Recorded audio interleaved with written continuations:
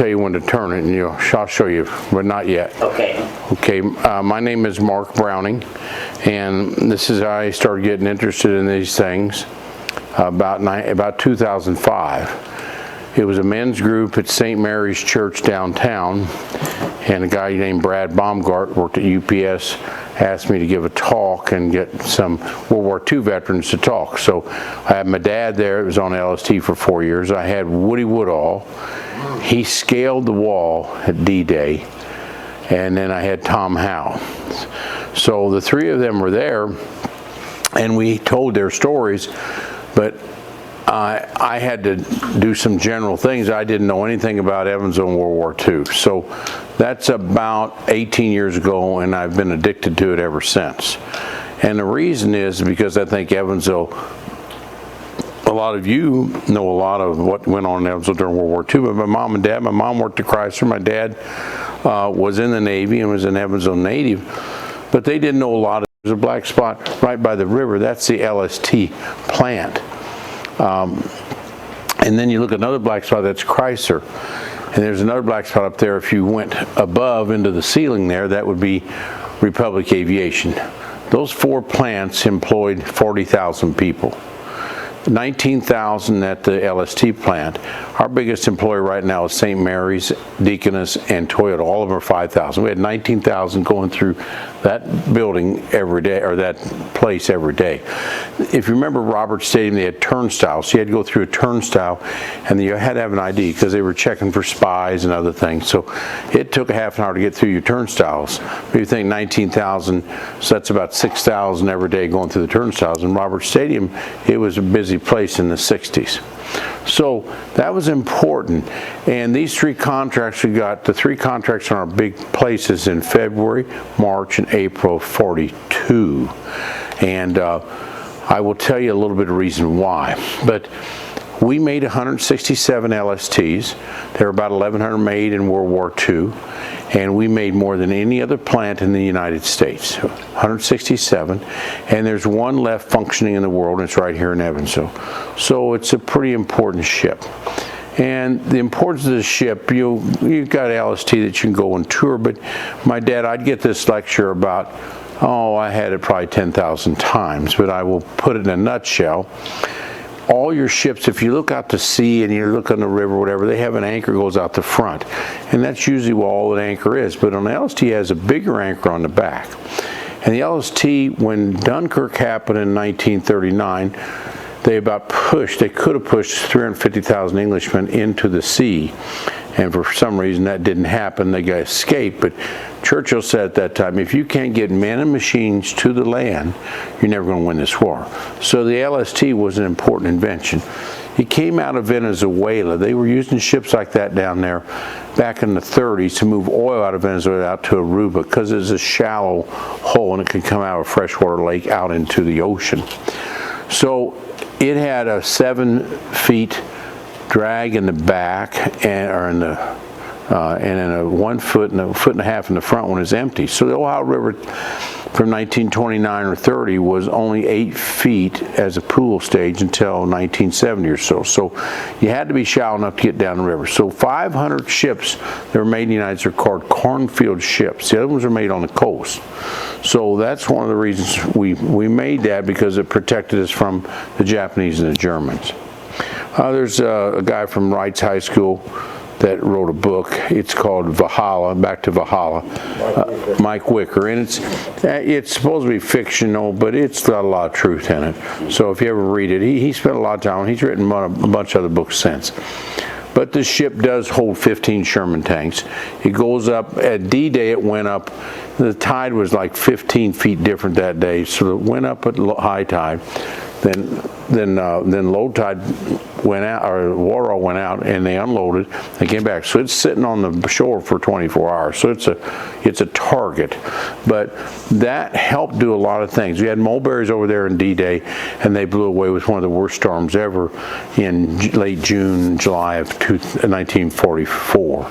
So But the LST is very important. It's like a semi out on the highway, out on the sea, that you need to transport goods. You don't have supplies, you don't have anything.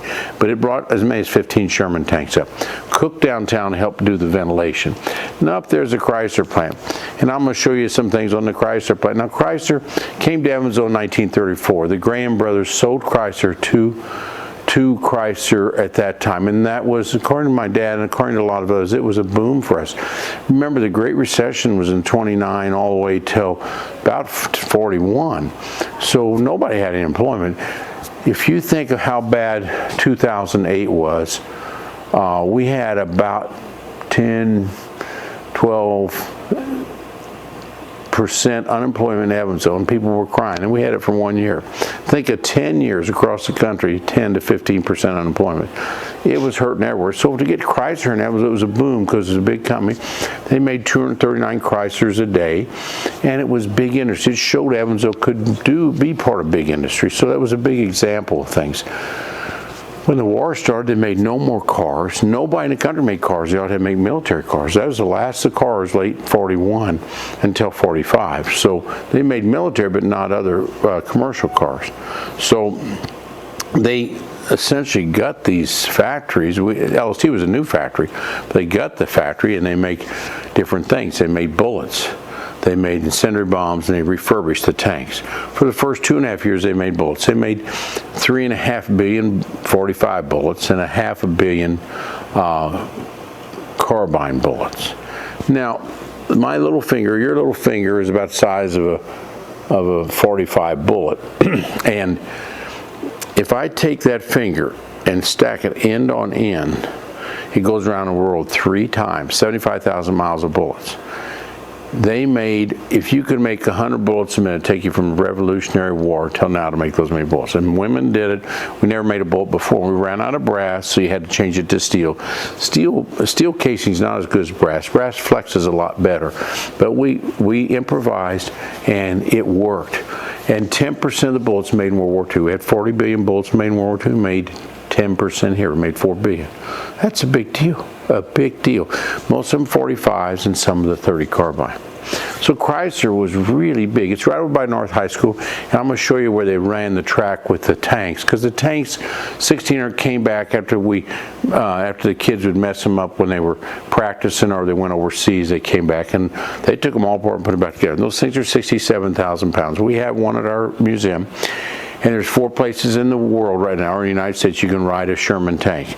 Evansville, Indiana at our museum, Boston, Texas, or Las Vegas. So only 4 places. And so we got there's about 12 guys like your age, and they're like big kids playing on this tank all day. They get out there and they're like at Candyland. I mean, oh my God, I can't get them off of it.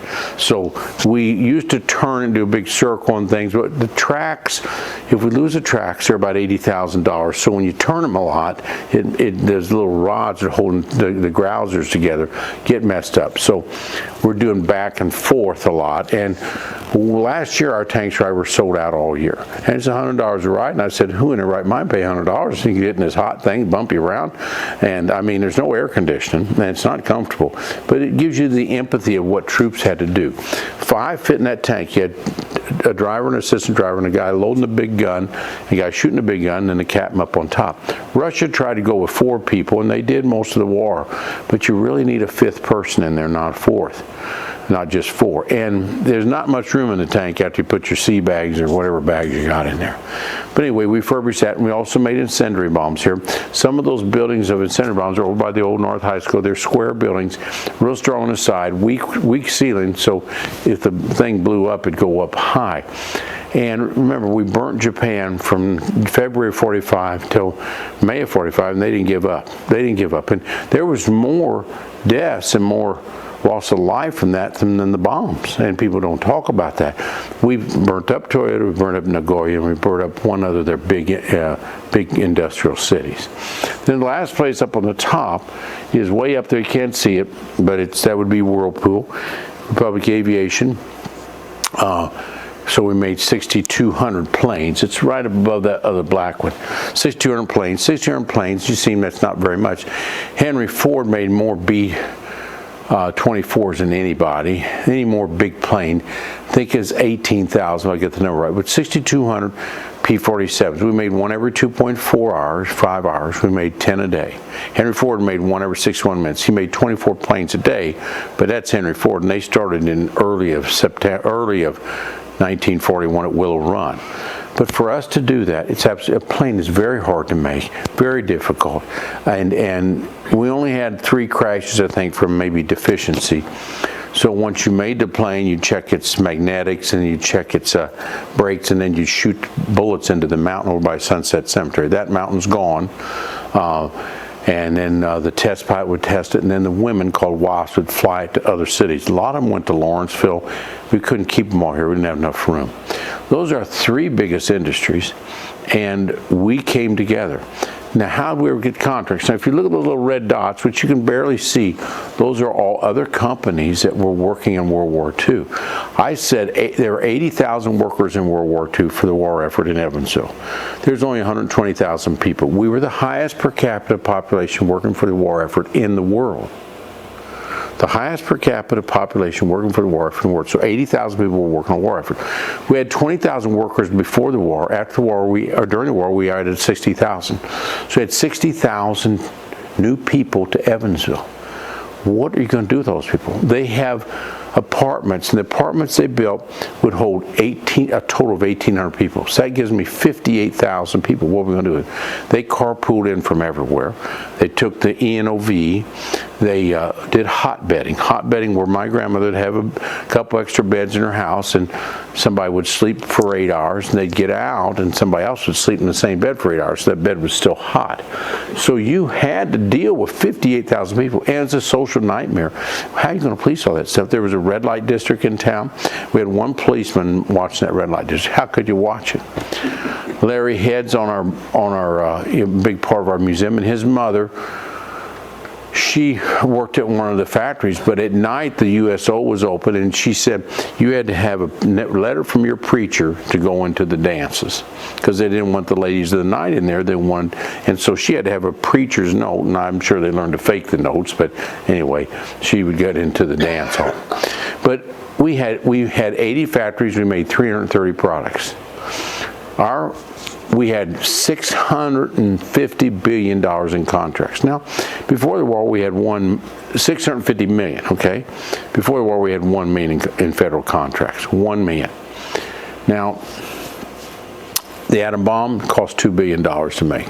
The B-29 that dropped the atom bomb cost $2 billion. So we're 1/3 the cost of making an atom bomb, 1/3 the cost of what we made here. So that's a tremendous bragging rights. Now, I keep studying. I cannot find the real answer, but it's out there somewhere. But you had the unions get together. They had Mayor Dress get together. They had a guy named Bainey. He was our congressman, and they sort of worked together. But I think one of the bigger stimuli was a guy named Ruthenberg. Now, Ruthenberg sort of ran Servell, and Servell was our big company and made those refrigerators. And we got 2 in our museum, and they're only 1 moving part. Nobody's got them anymore hardly, because they make these ones with 1 million moving parts, but it was a very good company. But they cleaned that out and made wings and other things. But Ruthenberg was in the car industry in the 20s, and he lived a little bit in Louisville. And he met this guy. So give me the next slide. This guy. I think he's the hero. His name is William Knutson, this guy right here. Now, he doesn't look like a hero, but I think he's a hero. How did we win World War II? We won World War II because we had the biggest industrial infrastructure in the world. Absolutely the best in the world. And it's because of this man. He was president of Ford Motor Company from 1905 to 1950. He was president of General Motors from 1950 to 1939. What do both of those have expertise in? Mass production. How did we win the war? We didn't beat them because we had higher quality. We beat them because we had equal quality, maybe a little bit not as good quality, but we just kept coming out with more and more and more. We had 78% of the world's natural what do you call it? Raw materials. Raw materials, 78%. Japan had hardly any. Germany had hardly any. That's why they had to keep attacking everybody, because they had to go get oil. They had to go get everything else. We didn't have to do that. Now, we were short of rubber. We weren't short of gasoline, but we were short of rubber. But we had 78%, so we could make just about anything. And you know, I've always thought the 1930s was a real recession for all of us. But at that time, WPA did a lot. They did a lot of helping with electricity, redid railroads, did roads, did everything that allowed us to move these things back and forth across our country. So, but anyway, this Knudsen knew Ruthenberg and Louisville in 1920s, and they were sort of friends. So we come 1941, it's in September, and I don't have it up here, but in September, a bunch of people from Evansville went to Washington, D.C. and got these contracts. September. It didn't happen until, remember, December 7th, but September they didn't totally sign them, but they had them all ready to go. Chrysler, LST, and P-47. And the LST had Paducah was going to get it, but it was a little bit, the water level was a little too low and they didn't have as much area, so they didn't get that one from us. The P-47, we were the third choice to get the P-47 factory. They wanted to do LaGuardia and another place, Suffolk in New York, and both those places said we don't have any room for it. So we got the P-47, luckily. Farmingdale was the other one in New York. They made 8,000 planes, we made 6,000, and Curtis made about 250. So those contracts, and the other contract was Chrysler. Chrysler was the first contract we got, and that was breakthrough. We made the bullets, and bullets for 2.5 years. So mostly women make. We had to bring all those bullet machines in, and by conveyor belt, they bring the gunpowder, and I'll show you where they brought it from the 41 area, and they kept it at the 4-H center, hiding all the gunpowder out there. Then in 46, the phosphates were there. They burned them like fireworks because they wanted to get rid of them. That was what we used for the incendiary bombs. But anyway, you've been to 4-H center, and those bunkers had a lot of that gunpowder stuff. So this guy nobody knows about, but I feel he's a hero of World War II because nothing got done unless he signed it. He had to sign it. So Ruthenberg had the in with this guy, and Evansville, look at, you know, so we had all those extra people. Well, some of them left, but there's a lot of attrition, but there's also, inertia. You don't move. Once you got a job and you got another job, you stay here. So if you look at the sociology of Evansville, a lot of people came from Kentucky at that time. A lot of people come from Southern Illinois and from southwestern Indiana. And Evansville's social situation totally changed during World War II because of that. Because women would find men and they'd have kids and things would change. Next slide, if you can, Joe. That's an Amory E award. We don't have those anymore, but that was World War II. If you were a factory, only 5% of factories got one of these awards. Only 5%. Evansville got a ton of them. We got 41 awards. 41 awards.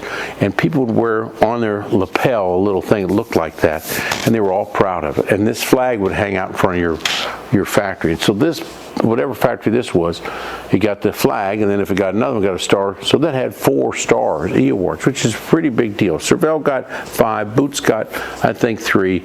Republic Aviation just got 2 or 3. Should have gotten more. Next slide. So that's our baby, okay?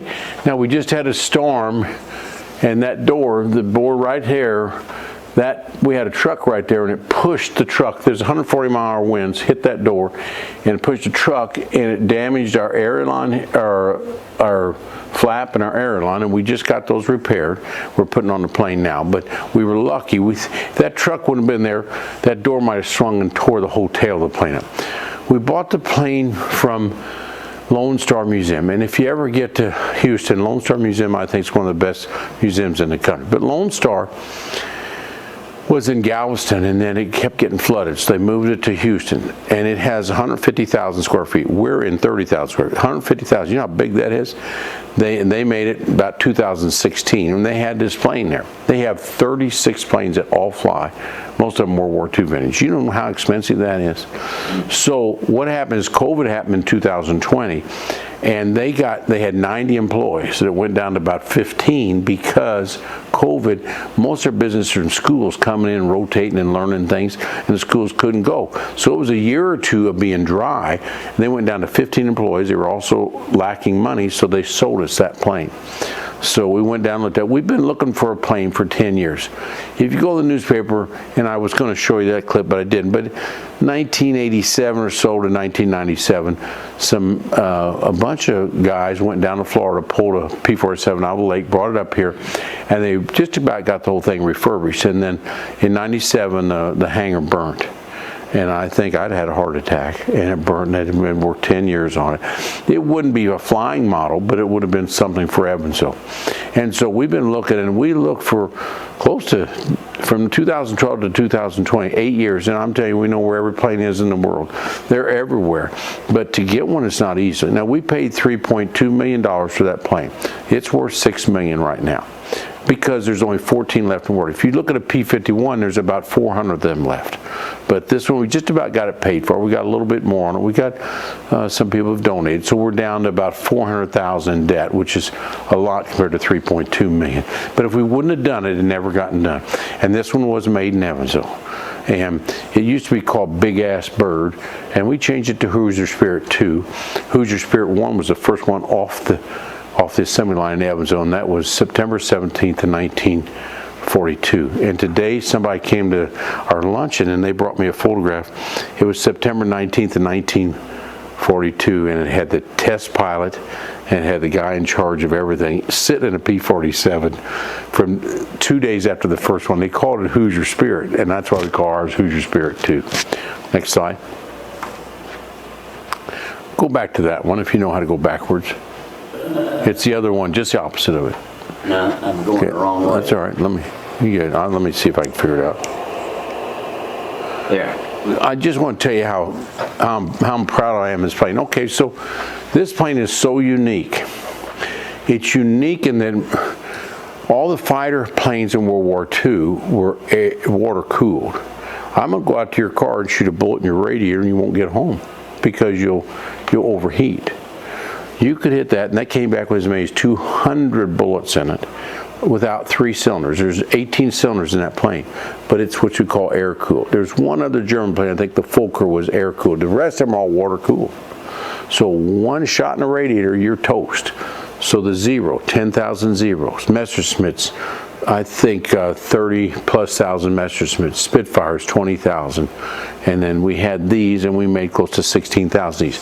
So very tremendous. Now the weight of all the fighters planes at that time was 10,000 loaded. This is 17,000 loaded. They called this the jug. The Germans hated this because you couldn't get it to go down because of the engine. You couldn't get it to go down. It's called a jug. If you land up on like this, it looks like a milk jug. Those paddles are 12 feet in diameter. But the magic is over here, these bullets. So it's a Browning automatic. Browning. There's 4 of them there. And then the bullets are, there's a little pan right there where they keep the bullets. So you have 250 bullets for each gun. And when I line the bullets up like this, and it's on a clip, it's 9 yards long. So in 23 seconds, all your bullets are gone from that. If you shoot the guns, and that means all 9 yards. You better get home. You've got no more offense. The only thing you've got is to run away from them. So that's partly where that term came from, all 9 yards. You better get home. So we could put bombs under. You put 500-pound bombs under the wings, and that was pretty effective. Alan Sanderson did a lot. It's called skip bombing. You hit the end of a tunnel, you hit a bridge, and you bounce those bombs. And they practice that a lot in New Jersey. You could also put rockets out of the side. The rockets never worked very well. I just went to Chapel Hill, North Carolina. I interviewed a 100-year-old guy. He's probably one of only 3 pilots left, and we spent 2 days with him, 2 different days, and he talked about it. He worked at NASA later, and he worked all the way through and was a pilot. Alan Sanderson was on our board, and he died about a year and a half ago. His birthday present for age 99, I said, Alan, you want some cake? I was going to give him some cake, and he said, no, I want to stand on that plane. Well, 99, that's not very smart. So we had to get a lift out there, and we put him up about where that, we didn't have that black step thing there. We had him, and he stood on the plane. And I climbed to the end of the wing, and I had all our people there. But if he'd have fallen off there, he'd probably died, and so that wasn't too smart. But we gave Alan his wishes, and his 99th birthday, he got his picture on there. So the president of the organization, I wasn't president at that time, and that guy was one nervous cat. His name had been all over the paper. But anyway, we got away with it. So that thing is a very solid plane. Now everybody talks about P-51s in World War II. This has more credits than P-51 by far. And people, they all talk about P-51, but this one has more credits. It was there in 43, 44. It did a ton of work, had a ton of good German aircraft they were fighting. P-51s, by the time they got over there, the Germans, they had lost a lot of their good pilots. Okay, next slide. These are just the workers. You can't read it, but the top three, it says Evansville Shipyard, 19,000. Servell, 15,000. Chrysler Ordnance, 12,000. Republic Aviation, 8,000. Look at all the people employed at that time in just those three factories. Next slide.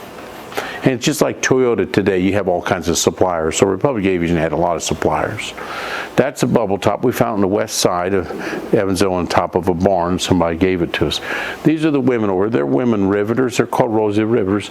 They're all dressed up that day. You can't see them very well. One's on, they got a rivet gun. It's close to 1.5 pounds, 2 pounds. Another one's on the other side called the Bucker. And the women did a better job than men. 150,000, like Evansville's 150,000 people, 150,000 rivets in every plane. And Hitler wanted to see what we're doing. It made it a lot smooth, better aerodynamic, and women made it very smooth. We had the engines that came from Connecticut. They're called Pratt Whitney. They're 2 rows. And then that third picture over here is where they're shooting the bullets at Sunset Cemetery, and that hill's no longer there. But they had to pick the tack back of the wing, back of the tail of the plane, and shoot the bullets into there. And that you can't see that, but that's Republic Aviation, 1942. Was just completed. They completed that factory in less than a year. If we tried to do that today, it'd be about 5 years. And that's a bubble top. They're pretty good size bubble top. I'm going to show you a kitchen. The kitchen's to the right, but we spent Jim Kanzer and Walt Kyle from West Side help us build that room. That's on wheels. But next slide. This is next to that, and this is all. The back of this is our new Holocaust exhibit. Now we're just about done with the Holocaust exhibit. We've been working on it for a year, but every kid in Indiana is supposed to know about the Holocaust. They bring them in 3rd grade. Well, they don't remember much of 3rd grade. They need it at a later date. So we've spent a lot of time. A lady named Irene Recknick lived 2 doors from me, and she died at age 84 about a year or 2 ago, and she gave money to us and to USI to try to help people be educated about the Holocaust. She was a hidden child for 5 years. She was from Poland. Her mom and dad were in Auschwitz for about a year and a half.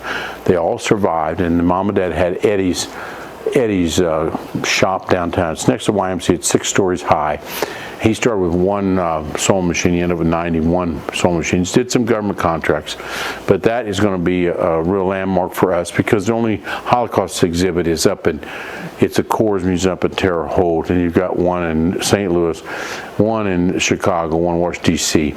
And I've been to one in Chicago, and it's unbelievable. But we're doing the best we can, and we're going to grow on that. One of the twins that went through Mingala, she's a realtor up there in Bend. Is that right? Yeah. So the twins, they were Eva and her sister Coors. It's called the Coors Museum. And Eva, I think, Ava or something, came and talked to USI about 8 years ago or 10. She's deceased now. But one of the twins died earlier because they did the experiments on them. She was experimental, and she died 10 years earlier because the doctors over there whenever they find identical twins, they would go right at them because it was a great experiment. So Eva, she never saw our museum, but she's in the Holocaust image up at the Chicago Museum. They call it Spielberg. So you talk to her and she looks like she's live. You put little glasses on, and it looks like she's alive. It's got a name for that, but I can't think of it. But it's really costs a lot of money to do it. But she's up there with 17 other people that were Holocaust survivors. Is that a hologram? That's it, a hologram. A hologram's what it's called. She wasn't afraid to talk either. No. I've got if you look at our library, we named our library after 4 people. Willie Williams, he was a teacher here in town. Alan Sanderson, they gave us a bunch of books. But another one was a lady named Bush. And I met her husband. He came and said he wanted to give us some books. Now, they lived over right by that library over on Lynch Library, and they lived about a block from there. So I went to her house, and her bed was in the living room. Okay, and her husband, a nice guy, and he said, yeah, talk to her. So I interviewed her with a camera like that. Spent about an hour with her talking about, because she graduated from modern day, and she knew a lot about World War II. And then I walked out with my camera, and she says, you didn't ask me anything about the Holocaust. Oh my gosh. So I went back, put the camera up. Now, she died 3 months after I interviewed. She had bad MS. She was in the bed, and she could talk, but boy, I caught her in the last 2 or 3 weeks, okay? She gave us about 600 books, and she graduated modern day. But after she graduated modern day, she lived in Chicago. and she would always go back and forth to work. But she lived in an apartment building, and the lady that ran or owned the apartment building, she got to know her, and she lived near a synagogue. But this lady that sort of ran her apartment building, there was a doctor over there and he and I can't think of his name right now, but he was a doctor, and he was taking care of a lot of kids. And so the Germans came to him and said, "We want the kids." He said, "You're not getting the kids, you're not getting anybody." And he refused.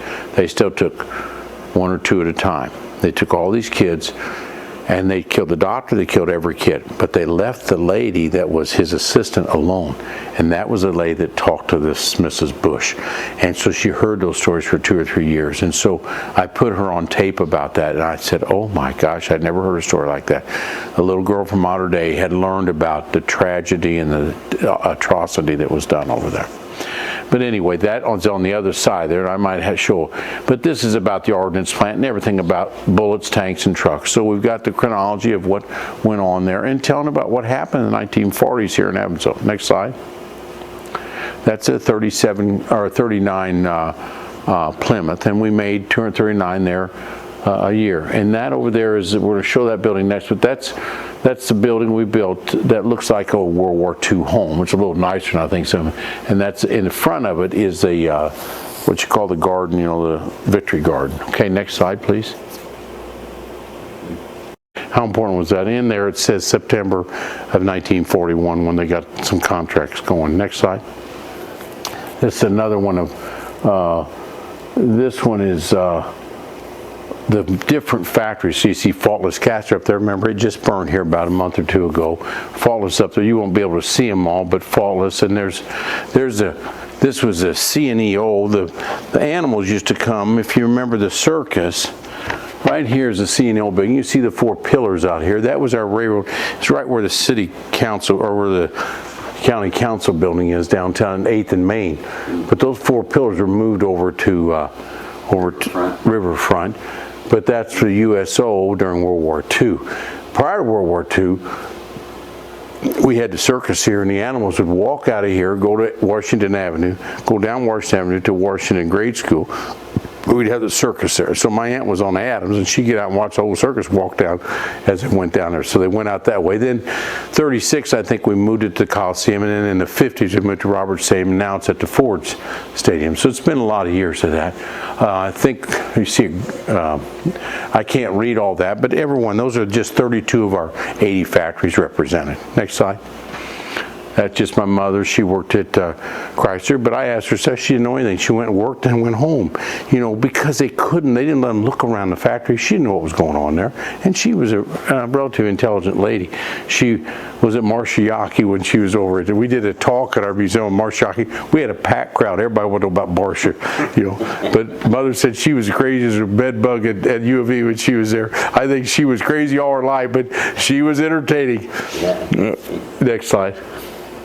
That's Dorothy Wanseether. She worked at the, what's that? It was a car company on West Frank, about near where Bud's is, but it was, the people lived across the street from us. They sold refrigerators and things on, refrigerators and big equipment. But anyway, that's where she worked. That was where, if you're going to work at the shipyard, you had to go through that building before you get, she had to interview you and check other things out. Next slide. This is, I don't know that family, but she was Republic Aviation. But we talk all about her there. So it gives some recognition to that individual. Next slide. That's Anna Johnson. She was Cervell. I told you she was up there. She worked at Cervell, so I've videoed her several times. She died about 5 years ago, but she worked at Veteran Forever. She told Mr. Gable what to do all the time. She said, I told that boy what to do. And that's Mrs. Grimm. I didn't know her, but worked at the shipyard. Remember, if I was a waitress at a restaurant downtown, I could double or triple my salary if I worked at one of these places. If I was a welder and things. So I mean, money was out there, and they couldn't spend it very well, but they were out there. Next slide. And that Rosemary. Taxes were kind of high too, weren't they? They took a lot out. You know, if you made $1.20, they probably took 30 cents out. I don't know exactly. I've seen the figures, and I've seen the reports of all the LST workers, and you know, and Republic Aviation. I know it's 50% women, but some of these reports say it's only 20% women. But I know it's 50%. daycare started at that time. You think of daycare, all these women were here, the men were out to war, and daycare started in because they all put them in the factory. So a big deal with daycare started in World War II. Next slide. And that's Geraldine McGaffin. I just wanted to show you examples. Next slide. And this is, I've got those things in about 12 restaurants in town. Those are patches, and guys in the military really like to see the patches. And so this is from John Bazal. Him and his dad started collecting those in 1930. So they go all the way from World War II all the way about the present time. And that's about, I don't know how many are on there, maybe 70 or so. He has 23 boards like that. We've made these real fancy, but the other ones we just painted. I've got them in the VFW 1114. We got 5 of them there. We have them in the VFW in Boonville. We have them in Libby's and Mom's. We have them in Leroy's, and we're going to put in some other VFWs. But and then we rotate them every 3 months. So it's going to take us 2 years to rotate everything. And so the different restaurants can look at things. But people sit and stare at those things for a long time because if you're in the military, you get a little patch. It tells you what you did. Next slide. This is a doughboy. Now the doughboy, the person that was the architect or whatever you call whoever artist or something that made the doughboy was from Spencer, Owen County, Spencer, Indiana. And these things were everywhere after World War I. Now if you knock on it, it's hollow. It's copper. I believe it's copper. It's real hollow. And they painted that. Now everything's correct on it except that left arm's a fake arm. It got pulled off. That used to sit in front of the Funkhauser Post and American Legion on the west side, and the kids would drag it with their cars, so they finally put it inside. That one went to, then it was at Sunset Park, and the flood of 37 took it down the river, and somebody found it and brought it back, and so it was at the Post ever since. The Post has allowed us to has borrowed that from the Post. I got to give it back sometime. Those 2 boys are Funkhauser boys. The one, they were really very accomplished individuals. They were a little older, one I think 24 and one 21, both killed in World War I. One was killed by nitrogen mustard gas and the other one was killed by a bullet. And you heard of Funkhauser Post and you've heard of the Funkhauser the baseball team. That's from those 2 guys. And over on this side, you can't see it, but there's a poster over there that talks about Black Jack Pershing. And he was the general at that time, and a lot of people trained with him in Texas because that's where he trained people. But they call this the doughboy because everybody trained in Texas had this white powder because everything was dusty and white, and they turned white. That's why they call them doughboys, because of that. Now, we have Mr. Postlethwaite, Charlie Postlethwaite, Chuck, has a World War I car. It's a 1914 Packard, and that was General Pershing's limousine. It holds 7 people, and Charlie's dad spent 10,000 hours fixing that thing up. And he has a display. Because of our roof problem, we took it out of there, but he's going to put it back there. And I think Eddie Rickenbacker had his honeymoon, he used it for his honeymoon or something, but it's in pristine shape. You could eat off of it. 1914 Packard. But that's our World War I. And the next slide, please. We have World War I room I was going to show you. And this is just example. I said we have all those uniforms. So this uniform is on a Cheryl A. Brown. And so we have his uniform hanging up. And then you talk about it. Because a uniform is a uniform, but you want the uniform to come alive. So we have 330 and we put them in the freezer, freeze them for 14 days to get the bugs out of them. And then we put them in another place. It's not easy. We've got tons of uniforms, but we want to give everybody respect on them and rotate them. Next slide. And that's, he used to work at the bank. He's on our board, Richard Smith. He was a tank commander at Fort Knox for about 2 years. He was in charge, but his name's Richard Smith, and he's given us our strategic plan. Without a strategic plan, we'd be lost. And to get any grants or anything else, you have to have a strategic plan, but that's his Army uniform. And we got that hanging up, and there just it says what he did. Next slide. Next slide. Next slide. Next slide. Yeah. Those are just the guns, the bullets I've got in the center. You know, the 45 bullets were important for certain guns, but then they started not needing the 45s all the time. Next slide. Hard to see, but over here is a list of the 14 planes that are left. There's 14, and we're Hoosier Spirit 2. And there's only 14 of these left flying in the world, and it's so important historically that Evansville has one. And you need to pass off to your ancestors and other people how important that is. That's just the factory where they're putting it together. Next slide. That's another picture of the factories. Next slide. That's the inside of that kitchen. Next slide. Okay. Why don't you turn lights off and I'll go over a couple other things at the museum that I couldn't get the slides up on. Be careful now, Joe. The canopy on the airplane, was that made out of plastic? Yeah, I didn't go over that. I had it in some other. That's why we have all the plastic canopies. They used to use at the airport. They'd have these nice wooden things they call the businessman. They get business laureates in Evansville, and there's about 12 of them. We got one of them in our museum. It's a guy named Thomas Martin, M-O-R-T-O-N. And if you look at who's your cardinal, Thomas Martin brought injection molding from Germany here in 1936.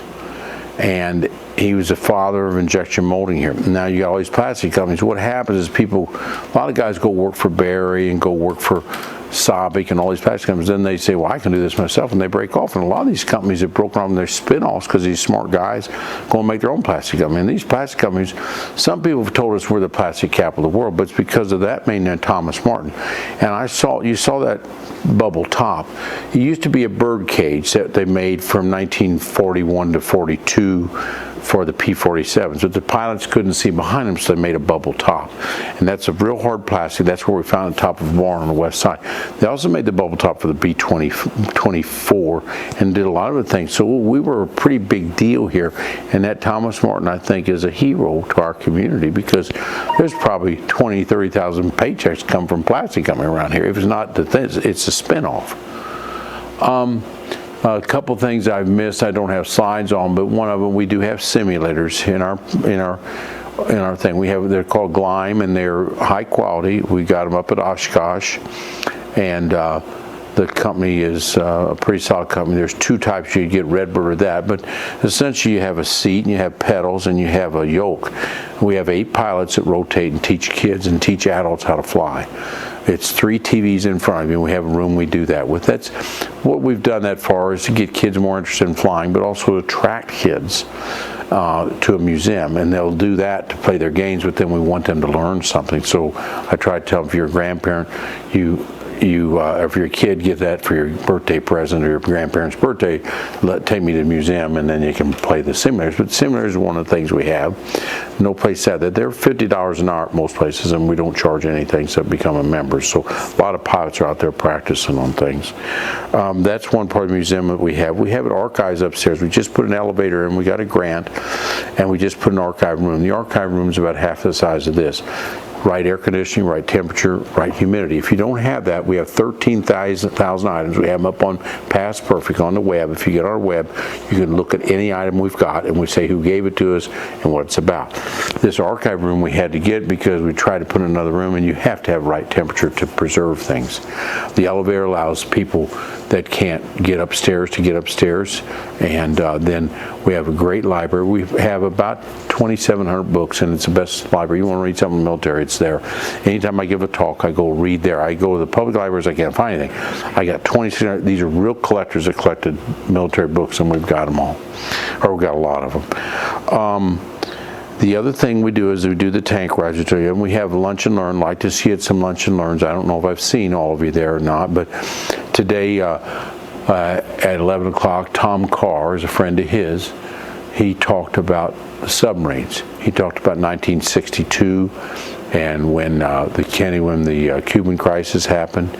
He talked about a guy named Johnny Walker. He says nobody can drink Johnny Walker because this guy named Johnny Walker stole our codes and sold them to the Germans in '68. And then when Pueblo happened in 68 or 67, 68, Pueblo happened, they got the machine to put it on. And so the Russians had a lot of our stuff up until '85, and we didn't even know it. He talked a lot about that in the Cold War and things that had happened.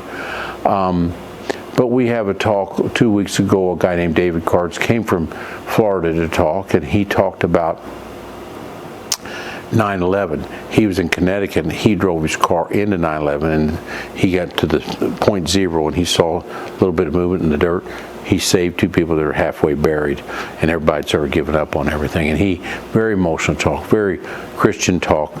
And then in 2 weeks, we have a guy named McNeese, Bill McNeese. His wife was in my class all through grade school and high school. She died 4 years ago, ovarian cancer, but he's the chairman of anesthesiology at Riley Hospital in Indianapolis. But the main thing is he's the chairman of the Anesthesia Museum near Chicago, and that would teach you, and he's going to come and talk about war and anesthesia. If you think in the Civil War they just cut your leg off, give you some booze and cut your leg off. Anesthesia is so important, and all of you have had some operations and you didn't know what was going on because of good anesthesia, so it's really advanced a lot. And he's going to talk, but every 2 weeks we got a great talk. Or the next 2 weeks the guy's going to talk about Antarctica. He was stationed there for 2 years, talks about the cold and all the things that the United States does down in Antarctica. So we got a lot of things going. We want to be we think it's so important to preserve this, and we're going to do it, our heart and soul in it. We have 138 volunteers right now, and I'd say a lot of them put 20, 30 hours a weekend and none of them ask for a cent. We have 3 full-time employees, but the volunteers, I just can't believe it. They feel empowered, they feel they're doing something good, they're making a difference, and that's how they feel they're doing a good job. We have 15 people on the education committee. We go out to schools, we bring the schools to us. This summer was tough because of our roof, but last summer we had 1,700 students in that were, in their summer school stuff, and we bring them out and teach them things, and they're getting to learn it. We've got to teach the next generation what was done. So that's pretty much everything. You got any questions, I'd be glad to try to answer them. The volunteers, you want to say what they get paid and their benefits? Yeah, we give them about 6 weeks a year vacation, and we don't pay any health benefits, and we don't give any Social Security. We don't give them any salary. So they get 0, but they can have 6 weeks vacation a year if they want. So, and they got to wear a red shirt though. Just a couple. Well, yeah, paid the same. You're getting paid anyway. It's 0. Just a couple things on the uniforms that are displayed. Yeah. My mother's uniform, Army Nurse Corps, is hanging up there, and because of the patches, we found out what the one patch on her uniform stood for. You looked through all the patches, you found Yeah. it? Which patch? Out there in the hangar? Yeah, There's only out there. 3 out there.